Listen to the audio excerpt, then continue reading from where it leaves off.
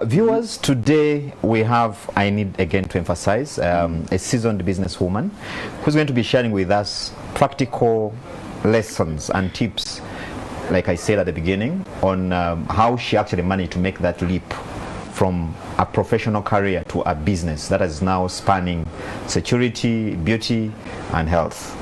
Charles, before we go into Daphne's story, we had a very interesting discussion last week. Yes. From Isabella. Isabella. You know, it was heavily anchored on running a family business. Running a family business. And I'm sure the number of our viewers who probably could have missed or missed a few pointers here and there. Yes. And it's the reason why we have you here, Charles. You know, to help us very good digest and distill some of these points. Very good. So that we can follow them up. Very good. Yes. Yeah, last week was an interesting week. It had two versions to it, which you have covered very well. Yeah. There was an element of bring a young person to run a family enterprise. Yeah. And in this particular case, the family person coming to take over from the founder was too young. Number two, the enterprise had suffered a big drawback where the agency had been withdrawn because they were not able to run it well. You bring a young person to something which is facing down and you drop the person there. That was not an easy, very, very courageous decision from the mom. But also you'll find that as usual we tend to bring out what we feel are the highlights of such a story, because within there was an element of what are the benefits of running a franchise, being an agent of a top brand. And these are some of the things that came out of the Isabella story, a lady running the Robertson wine brand in this country. The first thing, what I call the high level comments are this, that on generational family business, children could be ready to take the reins at a much earlier age. We always thought that prepare them until when you are retiring, they could be ready to take the reins even at a much earlier age, but expose them earlier, be ready to mentor them. Don't imagine that by the time they finish senior 6, they could not have the kind of muscles to start driving that thing. That was one of the things that I saw and it was very interesting. Do not hang on to that thing, daddy and mommy. When you are getting limited energy and time, imagine that these people are still too young. They can actually take on those shoes quite early, provided you expose them, coach them, mentor them. Now, two, taking on a dealership of a reputable brand is one sure way of accelerating the acquisition of business credentials that make one attractive to partners like banks and other suppliers. The moment you have been able to take on an agency or a franchise of repute, of a global standing, many people will say, hey, who are you? I'm so and so. I am the agent of Robertson, of this brand, which is well known globally. Immediately they say, take a seat, take a seat. Let's have a conversation. Number three, trust is the international currency that fully compensates for one's age, one's gender, one's race, one's economic background. What a beautiful currency to have. It's a vacuum. It is something you should work for, and many of us in business have been defeated by people who have come with just a short word into our sectors, into our country, and they have defeated us. They bring nothing. An Asian will travel all the way from Mumbai, and once he arrives here, he brings competence, he brings character. He combines the two to create trust that tomorrow, when I again go to that shop, I will get what I bought last week. And again next week, I'll get it. The moment trust comes in, we don't want to remember the race of the person, his gender, how poor he was, how he struggled in school. All those, we remove them. Now specifically, these are some of the things that came out of the Isabella story. Lesson one, it is possible to juggle several roles in one's life, all at a go, and still succeed in running a business enterprise. Isabella, who was she? She was a daughter, a sister, a wife, a mom, and a CEO of one of the top 5 wine brands in the nation. all those 5, she contained them. There's no saying, you know, me I'm failing because I have 2 sons at home, because she told us she has some 2 sons. And you know, boys can be quite crafty, and if they want to achieve something, they will achieve it. And then dad will say, but you are the one, where have you been, you know? Look after the boys. And I've seen a number of parents who will say, especially mothers, you know, I would be in business, but my commitments at home. I'm mothering these kids. I'm taking leave for some 7 years to raise my kids. Those kids will still be raised by you while you're also doing many more things. Get this brain here to multitask. Yes. Lesson number 2 was that taking agency role for a reputable global brand pushes one to relentlessly sharpen business acumen in order to merit the agency. Looking at Isabella, she never missed opportunity to build her business credentials with Enterprise Uganda, or indeed with any other networking entity or group with like-minded entrepreneurs for inspiration. She was a member of UWIL, that's a Women Business Association. She was a member of YIB, Women in Business. That's a club created by DFCU for business women to share and inspire each other. This lady located this and said, I am into a brand of a certain global standing. Whatever helps me to merit this agency, I will belong to such initiatives. In her own words, this is what Isabella said: selling a product is so different from promoting and building a Robertson wine brand. If you are building a brand, it's different from just this one single transaction of selling something. And she goes and says, brands keep on innovating and you have to keep pace. You are trying to get used to a certain packing of the Robertson brand. The next week they are telling you, we have also now come up with one that has got an African figure. You know, you remember what she said? As they were start talking about a certain branding and packaging, they said, now we have also brought one that has got an African figure. Can you start speaking that language quickly? Otherwise, you don't belong to the Robertson brand. Then you hear shouting, no, but people are used to the other one. They say, no, keep going. The agility to, you know, adapt and all that. In Ugandans, I want to tell Ugandans that the moment you have an opportunity to become an agent of a reputable brand, please take it up and follow all the nitty-gritty demands that they are putting on your heads. Be it a Shell's petrol station, be it a Total petrol station, be it becoming an agent of Hima Cement. Please follow the principles they have given you. And I think it really helps because, you know, it gives you exposure. It does. You learn new things. Yes. Because, you know, a number of our business people are only exposed to so much. Yes. So you bring a global brand, of course they come in with a lot of expertise. Yes, and they don't mind who you are, where you came from, whether you are not educated. They are simply saying, now you are our agent for Toro Cement, these are our principles. And those principles, don't take them as if they are punishing you. They are telling you that we have built our brand over time. But as you become an agent, you sometimes become excited and you don't want to follow them and you think you are being clever. They know where they have come from. And Isabella said the key word with those kind of brands is consistency. Lesson number 3 was that becoming bankable is a process. And it is earned, it's not demanded. You don't demand a bank to come and serve you. You also earn that relationship. Isabella first took an affirmative action loan at DFCU, 30 million, paid it off. And the moment she paid it ahead of time, what's happening in her life today? Today it is the banks that are initiating loan offers to her. But then she quickly added and said, please, when that happens, do not abuse that trust and start picking loans and lying about those loans. You pick a loan saying, yeah, I'm still continuing with the same thing, but you're telling a lie. The bankers are saying, you've been paying us, you keep promises, but please remain that same person. Otherwise, that trust can easily get abused.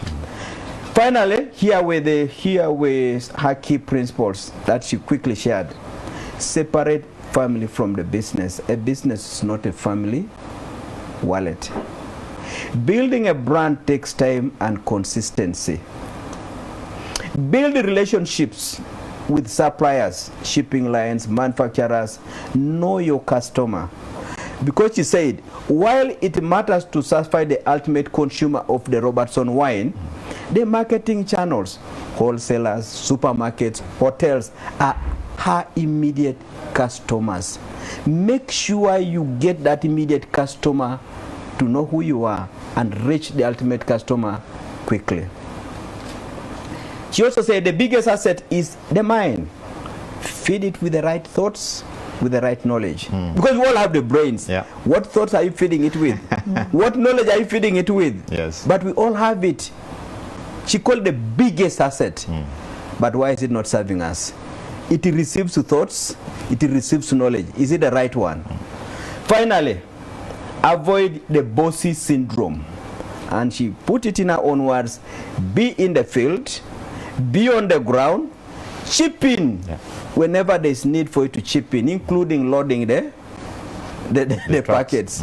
And I thought that was very, very interesting. No, it was quite powerful. And I like that thing, because the argument is you need to earn that position. Exactly. Exactly. Thank you, Charles. At this point, this is when I bring you in, Daphne, and I'm sure our viewers who are watching us, and dear viewers, would like you to be part of this discussion. We have a WhatsApp number running on your screen where you can put your comments or suggestions as we continue with this debate. Again, like we always say with Charles, it's have your pen and paper close to you, because what we are discussing is not just a conversation. We are hearing from the people that are doing business, and we're also hearing from Charles, who is the business coach. He has interacted with many of these business people, so there's a lot you can take away from these discussions.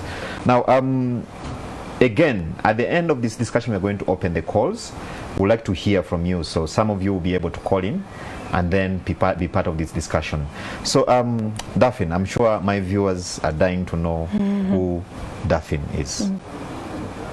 Good afternoon, viewers. Before you is Daphne, and who is Daphne? Daphne is an East African by descent. I'm a Kenyan by birth, and I'm a business lady. I'm a mother. I'm a wife. I love people and I love business. I'm very passionate about business. Okay. Briefly, that is Daphne. Very good. Yes. Now, of course, the topic we are tackling today is quite an interesting one, especially at this moment in time. We all know how much, for instance, COVID has impacted businesses. Yes. A number of workers have taken a salary cut, and some are contemplating jumping ship, if that's what I may call it, Charles. Correct, yeah. How did you make, if you can share with us, that leap from being a corporate professional worker to now going into business, the business lines you into, that is in the health, security, and the beauty line? Basically, I worked for a number of organizations, and in my experience, I learned that, number one, there was no growth. There's a limit where I would reach as an employee in that organization. That one was one reason why I had to leave. The second reason why I had to leave employment was I like independence. So I used to, if I want to go to Kenya to visit my mom, or I want to travel, just even go to Mbarara and see a friend, it will be very difficult unless I have to ask for permission. Even if it's a burial, I have to ask for permission.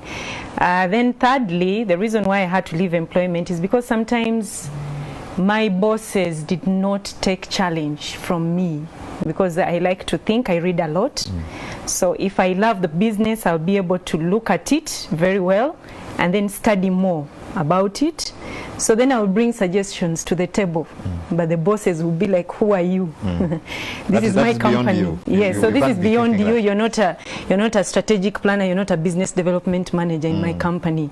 You're just either a salesperson or you're an executive, sales executive. So you are running too much ahead of your time to them. Yes, and then also they would give me targets and I would hit my targets before even the month ends. Wow. And they would not pay me, so it was another reason why I had to leave. So they would have brought the money, but then I will not be paid. So that was another reason which made me, why don't I just go out, make my own decisions, run around, make my own money and pay myself what is enough for me. Yeah, Yes, I briefly. hear you. That's interesting. Yeah, That's a good one. Now, construction. I mean, beauty, someone would say, yeah, it's understandable, it's close to a lady. But construction is by and large, especially the way we do it in Uganda, a male-dominated domain, so to speak. I mean, why? Why did you choose construction among others? As I mentioned earlier on, I'm a go-getter. So when I see something, when I traveled to Kenya, I saw carports, and I walked into that organization. I asked, how do you do these things? And then they told me there's a company in Uganda, go work there, see how it's done for a few months, and then after that you can come back, and then we see how you can start from there. So that's what I did. And I worked with an events company, and in the process I said, okay, this is what can happen. So at the end of the day, I said, the little experience I've had, I'm going to start. So I had built a customer base. Okay. And when I called my customers, because these were repeated customers, as you mentioned earlier on about Isabella's story, the repeated customers have done for you very good job. So You will they- recommend me to another person, or you Very have another true. site. Very true. Then you tell me, oh, definitely I have another job. Are you still doing the same thing? Then you'll be like, yes. So that's how I started. So I actually came to learn later that it was actually male dominated. So by the time I started, I didn't know that it was actually male dominated. Your mind was with your vision. the Yes, dream. I was focused. Okay. This is what I wanted, and that is what I had to go for. Share with us, how was it like starting? Because I know, and I'm sure a number of our viewers really would share this same experience. There's a lot that takes place when someone is... Sometimes they say, if you're Christian, you know, the soul wants, but the body is too weak, or the spirit wants. Yes. So how was your experience at the beginning? At the beginning when I started, of course, as you said, this was a male-dominated business. So most of my customers were male. And because one thing I mentioned, that I love people and I love to make friends. No matter genders, I don't mind about the color and all that. I have friends. I have friends all over the world. Yeah. So when I started, it was quite a challenge in the form that some gentlemen would think that this is not for you. Actually, they would ask me, are you sure you can do this? Then they would just give me work to test. To test actually if I can do it. So they give you the little bit. Yes, little, can she deliver? Then when I deliver, then they give me the big job. Yeah. So that was one of the challenges. And then the second one was most of the female ladies and all that, they would find it out of the question. How can she? Because I would wear overalls. I would go to people's homes. Mr. Chichi tells me, come and measure this wall. So I go, I'm dressed in overall, I go and measure the wall. Then the wife is like, oh, who is that young guy? Do women do that? No. So of course at the beginning I lost business because those ladies did not believe that a woman can actually climb a wall or do all those things. There's a culture here where actually ladies are not supposed to climb trees. But we'll come to that. Charles, what do we pick from Daphne's story at this point? At this point, there are a few interesting things just from the way she got out of the corporate world. And I want the people who are owning companies and people who are bosses in companies to get it right. If you do not get your staff challenge, an opportunity to grow, there comes a time money will never continue to inspire them. It is in your interest to keep on challenging your employees and stretching them.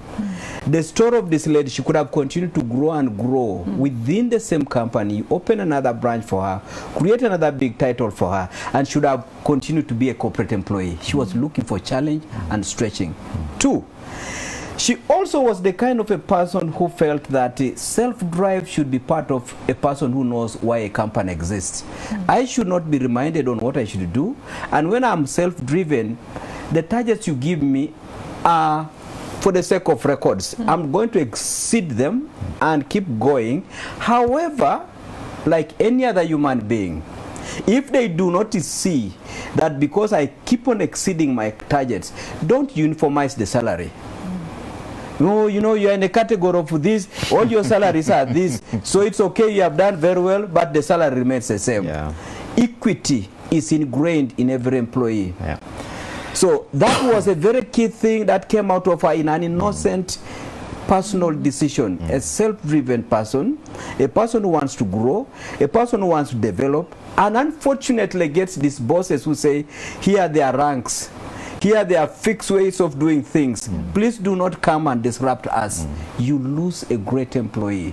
That's a good one, Charles. Because you see, it raises a challenge, which I think is a challenge to a number of organizations. How do you measure performance? Yes. And how do you reward performance? Correct. In fact, there's a problem there.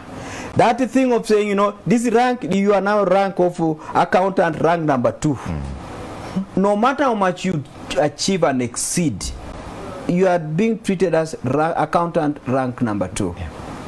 Now, over time, you begin to say, moreover, this one here is lazy, comes even late, but then we are getting the same salary, and they're even telling you to your face. You think by working too much, they will add you anything. You try. You Now, always have free riders. Yes. Yes. So that way you lose a great employee. That's right. So, and then of course the other thing then that comes in is how she goes into this sector, and it's not even, she's totally oblivious about the issue of male or female. She simply says, I want to get for a beautiful carport. I saw them in Kenya. They can be done, and I'm going to build them. And in her mind, she had nothing to do with issues to do with age, gender. Yeah. She just wanted them done. But the reality begins to confront her, and she could have actually said, now what do I do? This is not meant to be for me. She could have given up, because there's evidence to confirm that this is not a female territory. In other words, Ugandans seem to know that there are so many things you can cite. In our training, we call them excuses. You can cite the issue of saying, you know, here, ladies will never allow me to get a job, so I think I better let this thing go. It's not meant for me. In the end, right now, she may not anymore be necessarily going to measure the carports or to climb the wall to measure it. She now is at the background, and nobody is buying the carports because of her. They are simply saying, this company here is the best. The name now does not matter. But she had to first go through that valley. That valley where excuses can be so powerful and so believable. Normally it's up many people who want to try to do something great. Powerful. Daphne, I come back to you. So where is your business now in terms of operation size, in terms of equipment? I'm sure our viewers are also now saying, what is Daphne doing now? At what level is she in business? You know that I do a number of businesses, Yes. But We can start specifically for this, Yes. The construction bit of business being started in 2008. Okay. That's when we registered. We've grown. Number one, financially, we have grown. Secondly, we have outgrown some challenges. Thirdly, we've been able to have a turnover of staff. Okay. Yeah, people who have passed through our hands and they have gone and they have started their own things. And then also we've been able, in terms of equipment, up to now we still do hiring of certain equipments. I like the way you said it, turnover of staff. Others will Positively. say it with tears rolling. Yes. Now you're saying it with a bit of happiness, and I'm reading something good out of that. That's very true. Empowering others. Yes, Correct. because it's important that I don't want my people to experience what I experienced. I want you to leave the organization or where you've worked with me when you have something that is you can go and start for. Okay. Start with that small and then grow yourself. So most of the time the equipments we use, we hire. We have a few of them, but most of the equipments we hire. And the kind of business we do doesn't need forklifters and all that. No, not yet. I know you've seen, we flashed some pictures of some of the, the things that you do. But if you can go ahead and tell us, you know, a bit of a list. This for us, the things you do in the construction business. Yes. Yes, before we go to the other lines of businesses. Okay, so Home of Sheds Uganda Limited, we are the best and number one carport installers. We do tents. We don't hire out, but we manufacture for you to get and then be able to hire it out to any other person or use it in your office or use it at home. Then we also do security systems. We do installation of cameras, we do access control, we do panic buttons, and any other thing, automation of the gates, electric fencing. So we've been doing that for the last 10 years and above. Panic buttons, I love that. Yes. Yeah. So then, in the area of health and Beauty. Beauty. Yes.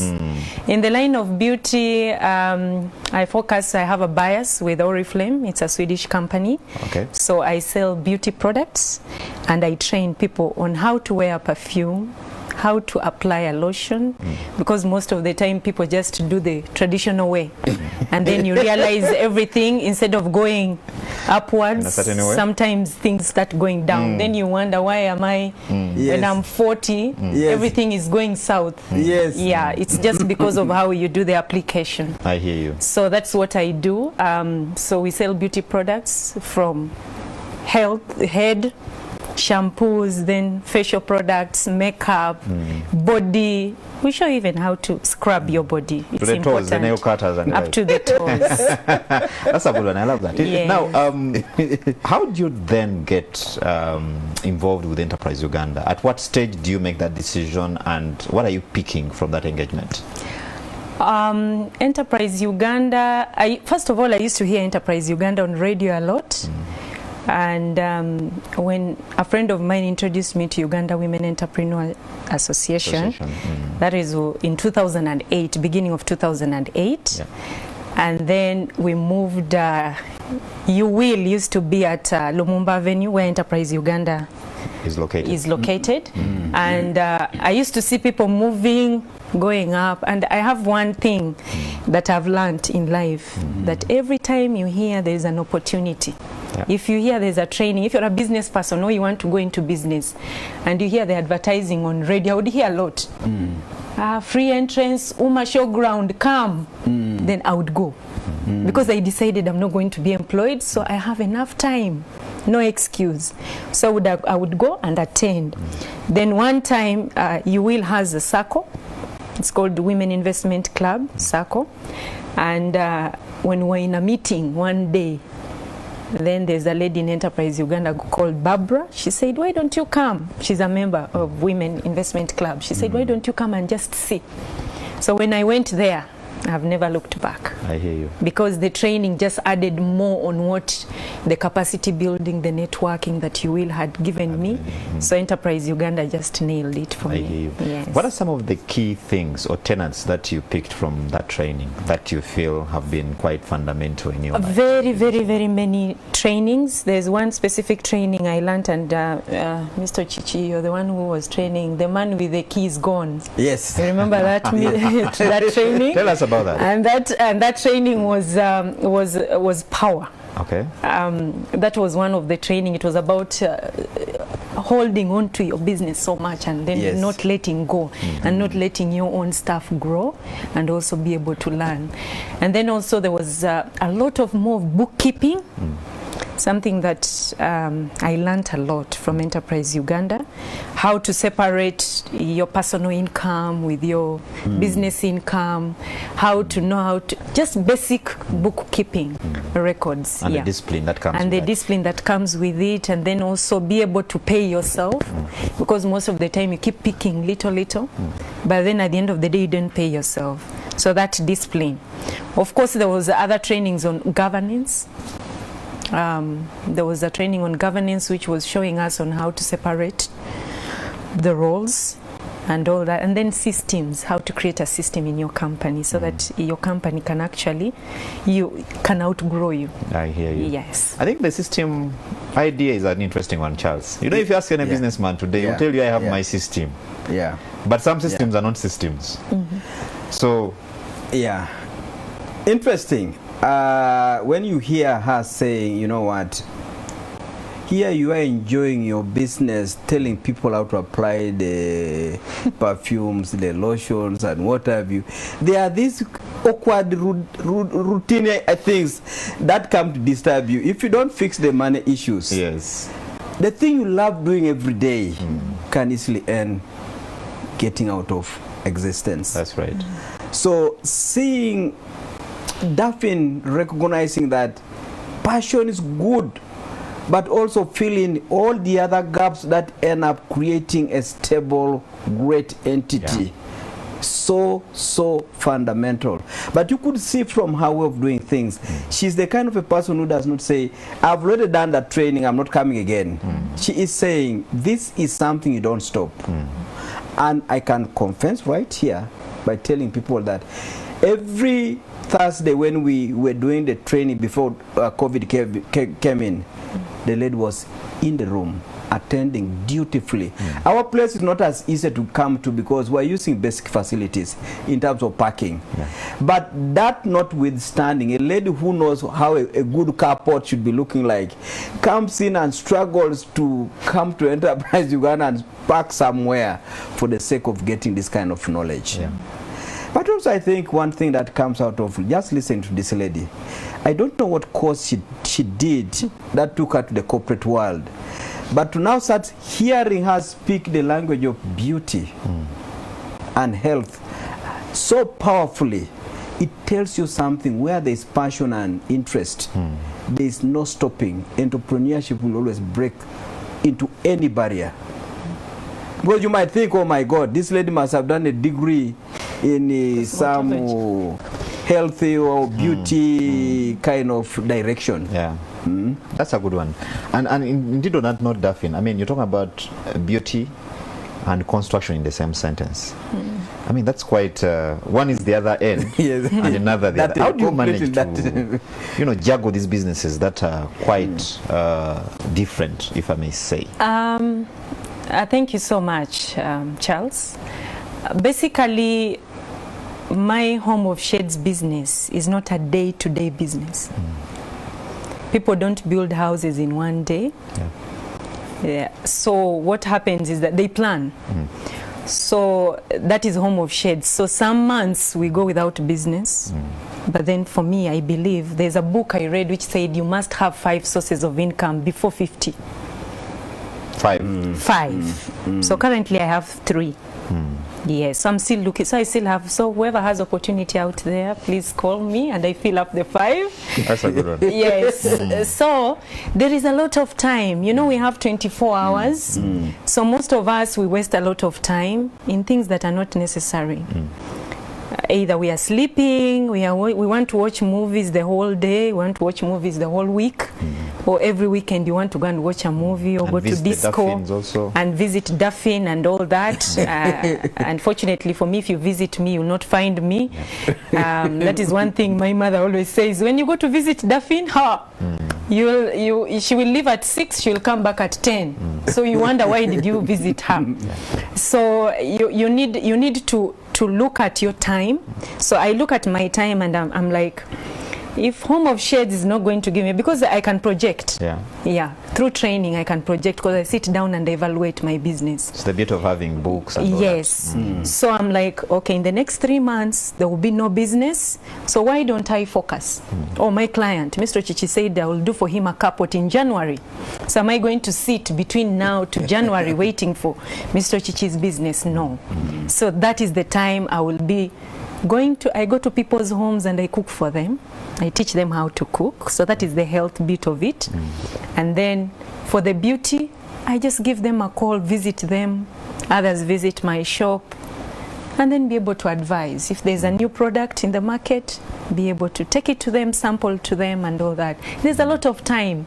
Then I have enough time even for my children. Yes. I mean, that's a good one, because I see a number of people in the corporate world who tell you they don't have time, but in the actual sense there's a lot of time, like you say, because they have the time to watch the movie, they have the time to go to the mall, they have the time to do this and that.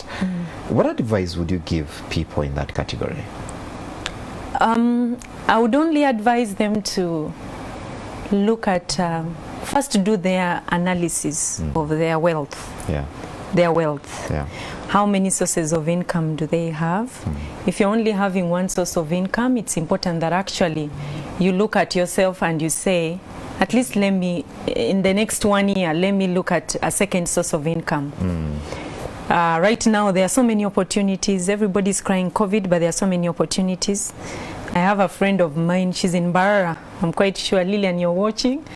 She's selling masks in her desk. So she's seated in office, but she sells masks. So whoever comes to the office has no mask, your chest out, they say, you go to the other one's office. So you see, so that is another source of income than just sitting and then you're told what to do, you're told what to say, when to say it. So have something, sit back and just, we usually, I'm very sure in corporate, they give people leave days. What do you do with your leave days? Those are the days you need to go and visit Enterprise Uganda, because there are so many opportunities there on how to start a business and how to identify business. Talk about your lead friend, 'cause I really want to expand this before I bring in Charles. The kind of advice you'd want to give women specifically. Of course, I know you're a member of your will, like you said, and I'm sure you've interacted with a number. Looking at their different particular realities and issues they contend with, what kind of advice would you want to pass on? I would, number one, I would want them to be humble. Number two, I would want ladies to always be happy for other ladies. Okay. When they succeed, they should always be happy for them. And chill the beef. Yes. And then number three, I would always want the ladies to not to shy away. Most ladies usually shy away. They, how will they see me? So just get that out of your way and start to fight fear, because fear is one of the reasons why we fail. So ladies, stop being fearful and become fearless, because when you're fearless, you can face any challenge. It's a tough balance, being humble and being fearless, eh? Yes, there's a difference. Being humble doesn't mean that you should fear. I am a very humble person. Yes, but I don't fear anything. That's a good one. Yes, I love that. Difference. Charles, this is the point when I want to bring you in. Woo! I love the Sunday sessions, because no episode, no show is like another. What you're hearing from Daphne here are things that only you can say. Every corporate who should be on a Sunday free like today should be listening to this.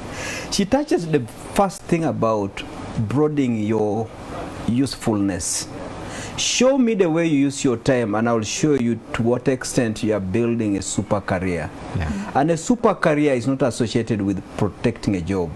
It's about protecting a career, creating a legacy, creating and connecting with a calling. Yes. Now, to get there, the first thing you must get right is application and use of your time. Time is in plenty. To what extent are you doing good allocation? 8 hours, dedicate to your employer. If it is eating time for lunch, if it's 1 hour, let it be 1 hour. If you finish even earlier, finish and go back. Extremely important. Time management is a great indicator of a great professional. So she touches that very beautifully, and she says, time is a lot if you learn how to use and allocate it. We always give that excuse and say, oh, the moment you say, I'm full-time employee, 5 o'clock. If you audited your time from 8 o'clock when you went to the office up to 5, how much of that time were you serving the customer? How much of that time were you developing and getting better, preparing yourself a bigger calling? If you find gaps, there's a problem there. Then comes Saturday. Can you sleep the whole day? Then comes a holiday.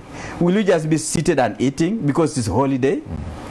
Now, then she touches something extremely important and said, please, if you're employed, and every 30 days you have a bank account, the only time an entry goes into that account is a certain fixed figure which is known, meaning a salary has been paid. Nothing else has happened. You have never been rewarded by any other person for doing anything other than the employer. It is too risky to be hanging on one job, even if you've not yet resigned like Daphne did. Extremely important advice, and we actually use this message during our training of people who are into full-time employment but must start getting extra income. It can be done, and can be done without jeopardizing your professional daytime job. And then to the women, she's a woman wearing the shoes of the ladies. She picks out a few interesting things here, which if we gave her a full 2 hours, she would elaborate them until we just say, we get you. But even without all that detail, the message has sunk. Has sunk properly. Be humble. There's a way we try to use our known somewhere. I'm a daughter of so and so. And then you use that to imagine that we're going to be giving a front seat because of that. Please, be humble and begin to see life differently. Of what value are you, with or without a title, wherever you are coming from?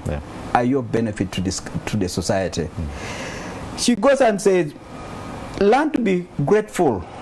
Gratitude, rather than all the time complaining, jealousy, intrigue, name calling, gossiping. All these things are destructive.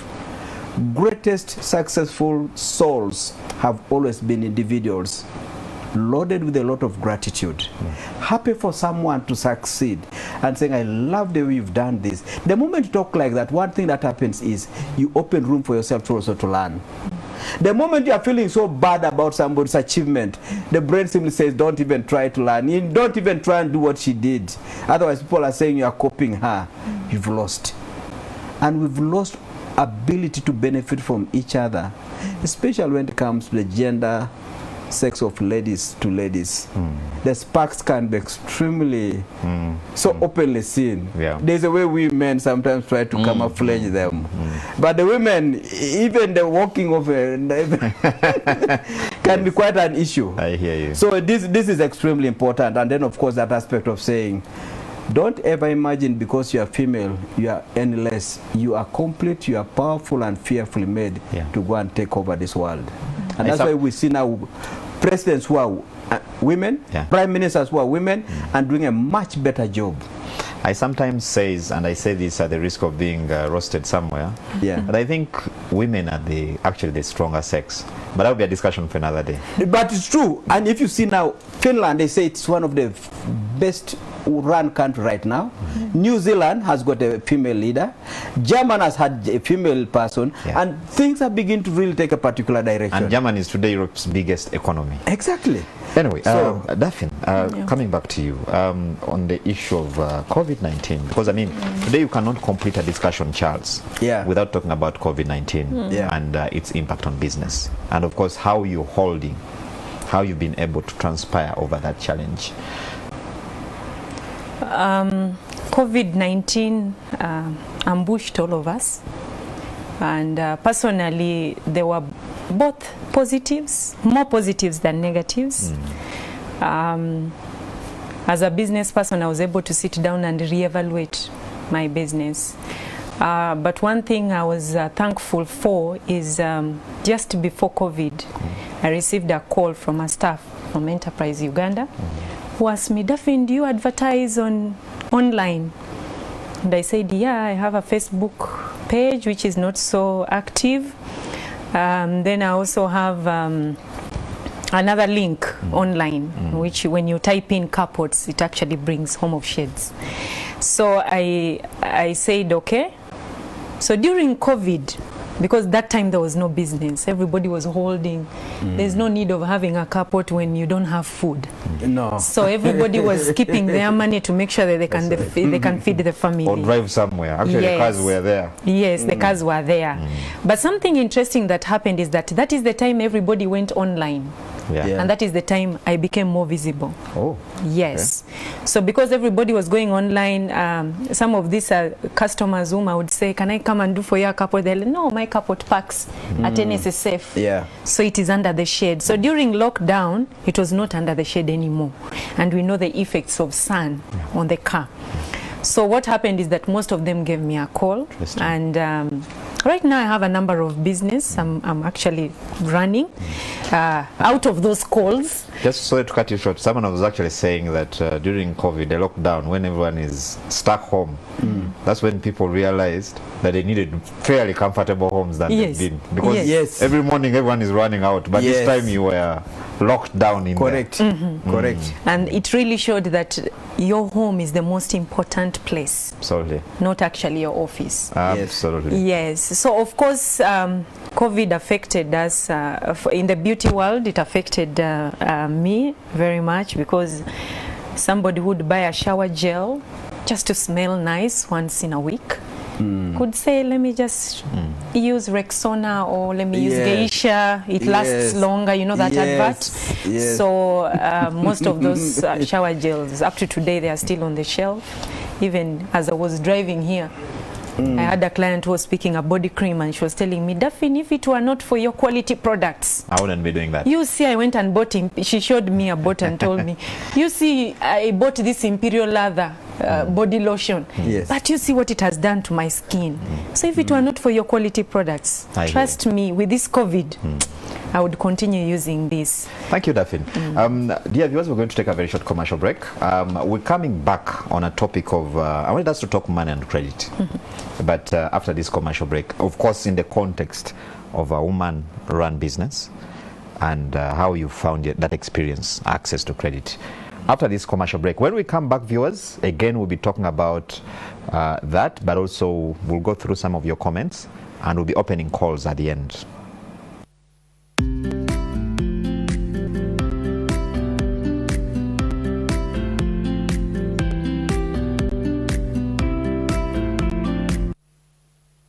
Welcome back, viewers. Of course, on my video montage that opens the show, you're seeing some of the capots of Daphne's business.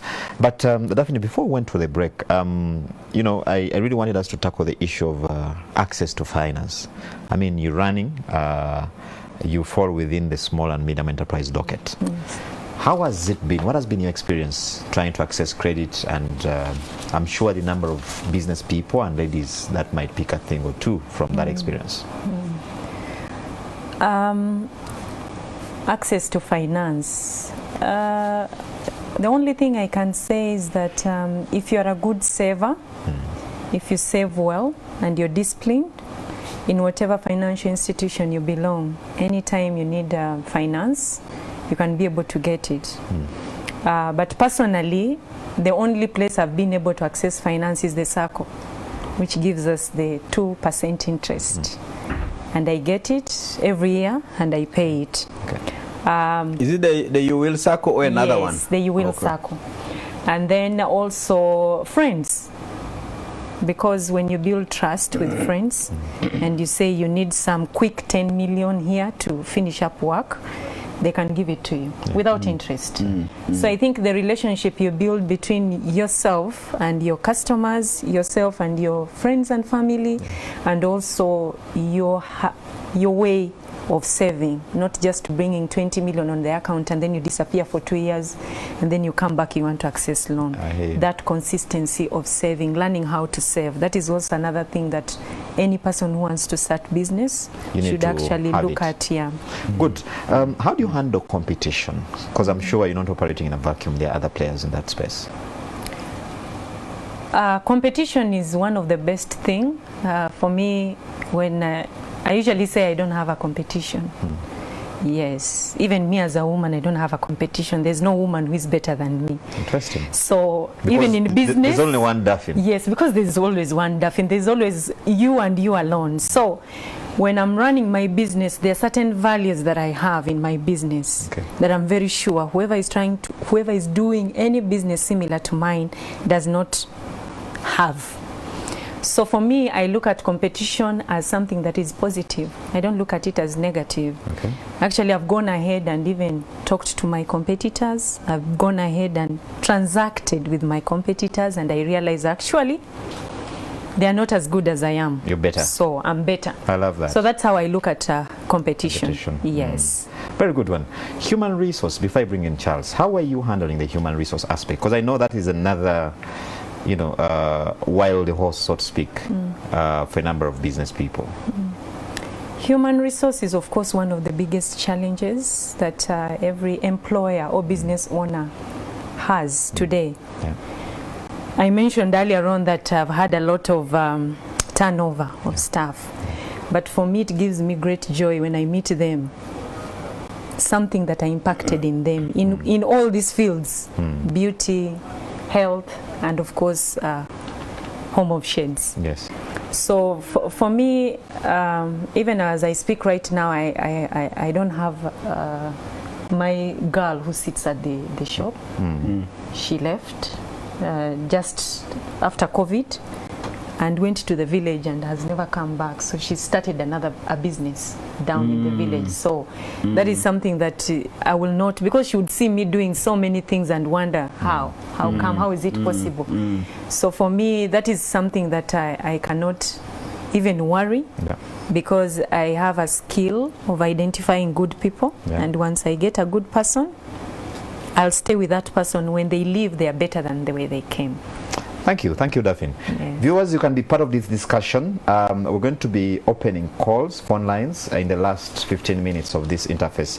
But Charles, you can come in briefly with what we pick from Daphne's story to that, up to that point. Yes. First of all, she had a positive outlook to COVID. In other words, COVID could be an opportunity for you to reflect and see what else you could do and what you could do better. Gave you a lot of time, a bit of space, but in the process, you take it positively. She has a very interesting way of sorting out access to credit, which every person must know. You hear people, many of them saying, oh, you know, banks are too expensive. Banks are too bureaucratic. Banks are looking for everything, collateral and what have you. There are many other ways way before you step in the bank where you begin to build your bankability, your credibility to associate with the bank. If a friend lent to you, did you pay? Or did you now only pay when the friend now had to get another friend of a friend to talk to you so that you deliver his money back, moreover without even interest? Two, she also said, if you go into the vehicle called a SACCO, there's something about it. It's not just about registering in a SACCO for the sake of accessing money from a SACCO. Build the savings culture. And as you do that, be consistent. And as you do that, you build your track record. Those are the baby steps you need to go through before you can start throwing a stone at UDB, throwing a stone at Stanbic, DFCU. Those are not places you have yet qualified. Should you go there prematurely, you will not come back with your skin on your body. So it's a very important work building your credibility in terms of access to loans. And she again came up with that constant word in business, in life, and the word is trust. I hear you. Trust, trust, trust. That's a good one. Charles, while we're at it, because questions have started trickling through. I have someone here, they're in employment. And they want to start a business. They have land and nothing else but land. How would you advise them to go about that? As you think about that, Daphne, there's a quick one for you here of one of the viewers. He's saying they've done their feasibility study, they've done research, they have a vision of the business they want to do, but they are wondering how they're going to start. What would you advise such a person? Typical corporate. And the questions are really typical of a corporate team, and we're happy to receive them. Let me just give an example of a lady who came to us from Prime Minister's office, and I'm not going to mention her name. For a long time, this lady had land near Makerere University. And she said, one day, that land is prime, I will develop it, I'm keeping it for my family and for my children. She came for her training. Immediately she came for that training. The next week, she went and started to fence the place and put a tap. Car washing started right there. And she started earning 1 million shillings per month. The land is still hers. Nobody is taking away. It doesn't get deteriorated because you are washing a car there. The money begins to come in 1 million per month. As she was doing that, because this was a sizable plot of land, a pastor who was looking for where to put a temporary church comes in and says, can I also take the other part of the land? Now that we are seeing you can allow us to temporarily use it. she again allowed that one also. Yet another 1 million coming from a place that was totally idle. In other words, they are what we call intermediary solutions with what you have. This piece of land is your land, and the ultimate dream that you have will one time happen. In the meantime, a lot of opportunities can be done on this piece of land. Yeah. It could even be a poultry business. You can start here, raising your chicken in that place and selling them. So please do not wait for the ideal. Because of our corporate background, where everything is structured, where the reporting time is in a particular way, how you do the dressing in a particular way, how you talk to you feel that that's how life is. Many times things shape up as you go and walk the journey. Thank you, Charles. Daphne, our gentleman, he has feasibility studies, everything, and what he's like, but he doesn't know how to get the thing off the ground. What I would tell the viewer is that sometimes that's where we go wrong. Yeah. You just need to get started. What is that idea? The feasibility study is about what? Number one. Number two, whatever you're doing, is it your passion? Because if you don't do something that you're passionate about, you'll do it tomorrow, you'll do all this registration, go and do feasibility study, bring everybody who would do for you strategic plan, business plan and all that. But if you do not have passion for that business, you're just wasting time. Good. The best thing you can do, just start. Start with that thing that can make you tick every day. Then I have Agnes. Agnes is into construction as well. She runs a hardware shop. Her problem is that she has been at it for 1.5 years. 1 year, 6 months. But she doesn't seem to be going anywhere. So she's wondering, should she stay in there, or it's time to move on to something else? Okay. Agnes, what I would advise is that in business, 1.5 years, you've just not touched even the tip of the iceberg. True. You need to give yourself 5 years. Very true. 5 years to be able to learn and study more about your products, study more about what you're selling in your. Yes. Do needs assessment. The people who come to your hardware, what do they buy? Don't just stock up things because they are hardware products. Correct. So first do your research. Very true. Then be able to identify this is what if people buying nails only, please stock nails. Don't stock iron sheets when no one is buying iron sheets. Very true. Yeah, that's what I would advise. And in addition, that Agnes lady must know that if she got a customer last week, is the customer coming back? Or has the customer finished construction? If they have not finished, why have they not come back to pick the remaining materials from her? There is something she needs to fix there. Number two, if they are happy with what she did to them, they have friends who are in need of similar things. Why are they not referring people to her? Those are the basics in business. Customer retention, customer repeat business are basics. Two, there are people in the hardware in our neighborhood. Are they going through the same pain? Because if it's something across the sector, well, you comfort yourself and say, I'm not alone. So let's go through this valley. We shall come out of the valley. So what Daphne here is saying is, please hang in there. It is easy to throw in a towel after 18 months, and then you go into poultry. You say, oh, poultry is even worse. I was a bit okay with the cement. Every day somebody is picking a bar. Can I go back to my cement? You start rotating. There is no space anywhere with the vacuum of a player. Yes.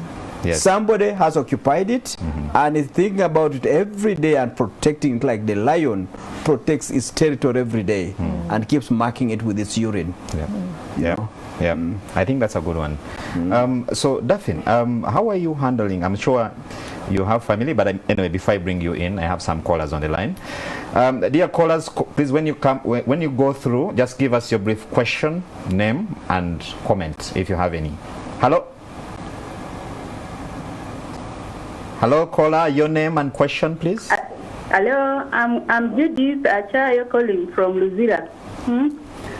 Go ahead, Judith. I'm Judith. Go ahead, Judith. Yes, I'm happy to see I'm Judith Achayo calling from Luzira. Duff in there because she's my upline in Oriflame. your question or comment? Okay. I'm so happy. I would love to meet you personally. All right, thank you, Judith. We'll pick another caller. When you go through, just give us your brief question and name. Hello, caller. You live on NTV. Your name and question? How are you? Good. How are you? I'm okay. I'm Veronica. I'm calling from Mukono. Yes, Veronica. I wanted to tell you that I have issues with entrepreneurs in Uganda. Okay. I go to markets, I buy things, I buy food, I buy those beauty products. But what I have learned, once those people familiarize you, they start changing prices, saying this is a customer who will come back, disrespecting you. So you lose interest in their product and move on to the next. That is my comment. Good point. Thank you very much. We'll pick another caller. Again, briefly, your name and question. Hello, you're live on NTV. Hello? Sorry, I seem to have a problem with that line. We'll pick another caller. Again, when you go through, just give us your name and question briefly. Hello? Hello? Yes, you're live on NTV. Your name and question, please. Hello? Hello, go ahead. Yeah, my name is Paul Odu. Hello? Yes, Paul. Yes, just I would like to know how I can improve on my skills and business expansion.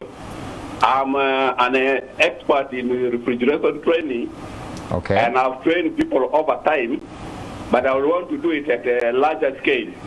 Okay. Refrigeration training, that is. Yes. All right, thank you, Paul. We'll pick another caller.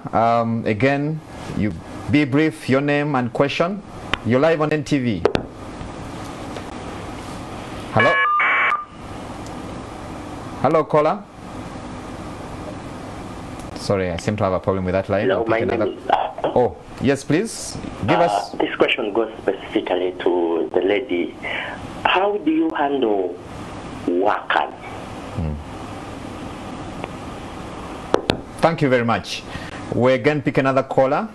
You give us your name and question briefly. Hello? Hello, you're live on NTV. Just give us your name and question, please.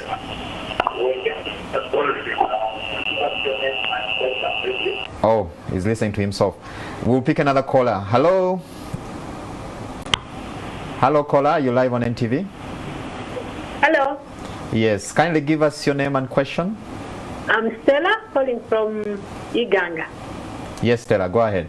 I just want a simple advice. I have a passion in goat farming, and I have a small piece of land. It is not even an acre. It is not even half an acre. But can I really utilize that into a goat business venture or something like that? Because my worry is I might start and then the problem comes in, and that would be a disappointment and a waste of money. Where is what Stella? can I do with someone like me? Thank you. You'll be getting your answer. I'll pick another two callers. Hello? Hello, you're live on NTV. You'll be getting your answer. Hello? Yes, kindly give us your question and name. My name is Wilberforce. Yes, Wilberforce. Yes, and I have passion for business much as I'm a corporate worker. Okay. And I really feel I've got enough from the two people. I want to ask the person for Enterprise Uganda. If anyone wants to get advice from them, because I really believe they have a lot to offer to us. How can someone get to them? How can we reach them? So that some of us who are in the corporate world can have proper utilization of our time. Thank you, Wilberforce. Okay. I'll pick another caller. Hello, you're live on NTV. Kindly give us your name and question, please. Yes, good afternoon, sir. Good afternoon. Sarah, I've admired Daphin's facial look and inquire from her where we can meet her and get the facial product. Thank you very much. You're already selling Daffin. Thank you. I'll pick one more call and then we bring the discussion here. Hello, kindly give us your name and question. Hello, you're live on NTV. Hello? Yes, please. Give us your name or question. This is Akamplera Elena calling from Mutunde. Yes, please. So I have a problem. I'm a senior. No, I'm a 1 year. I'm a student, year 1, but I don't know how to start up a business. Please encourage me how to. All right. Thank you. Thank you very much. I think we can now have the discussion back here. I know the phone, the number of people still calling. Yes. Charles, if you can pick some, but ladies first. Let's start with that. Yes. Pick as many as you can. I'll first answer the lady who said where I can be found. You can find me. You can get our office on Buganda Road, Mukwano Courts, first floor, shop number 11. And if you stay the other side of the city, you can find me in Chaliwajala Trading Center. Okay. Yes. So that's where you handle the people from Nigeria. Yes. So the Nansana. Nigeria, Nansana, they come to town. That's a good one. Yes. Charles. Yes. One, Veronica is talking about disrespect and familiarity with the business. It's a very common thing for anybody who succeeds in business. The moment you start seeing your conversations no longer about customers, but about yourself, what you have achieved, what you've done, you begin to know that you are beginning to take customers for granted. Your language, your demeanor, your outlook, if it is no longer about serving more customers and being concerned about whenever they complain, you are crossing the line. And it's a very subtle, thin line. And it's a line for you to begin to get out of business. Check off all the great names. Familiarity, disrespect, taking customers for granted, very common. Paul is saying is that how can I improve my skills? I'm into refrigeration training. The first thing is, whom did you train and what happened to them? Testimony. 2, if they were happy, they should be able to bring more people who will make others also as happy as they were. 3, you need to be able to ask yourself, to what extent am I the only one in this space? If there are others in the same space, how are they doing? What are they doing differently? If they are not in this country and you are the only one, check the neighboring country. How are they progressing? What is it they have done to keep on growing? There is always a footprint for you to follow and check before you can even start thinking that you are the first in that particular space. Quickly to somebody who says, how do I handle workers? Workers will always be a headache. And that's why the person who wrote the book called From Good to Great, he said 3 things will always remain the key determinants of your success. And he said 1 is people, 2 is people, and 3 is people. In other words, the way you recruit them, the way you monitor them and build them, and the way you also promote and release them.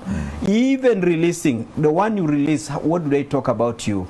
Daphne has just indicated to us that they should be able to say, I was happy to have worked with Daphne and I learned this. They remain part of family. Then somebody is saying, this is Stella, is saying, I have passion in goat farming, but I have less than half an acre. Check around, please, Stella, and see whether there's somebody somewhere with half an acre or less and is keeping a goat. Learn from that one. Do not be the first to do something when you are not even grounded in it. Please, no business, very few businesses in this economy are new. So Stella, before you can bring that goat to suffer in that compound or that piece of land, there's somebody somewhere who's feeding goats. Just visit them and have a chat. And look at them again and talk to them again and again. And you'll be able to pick your takeaways right there.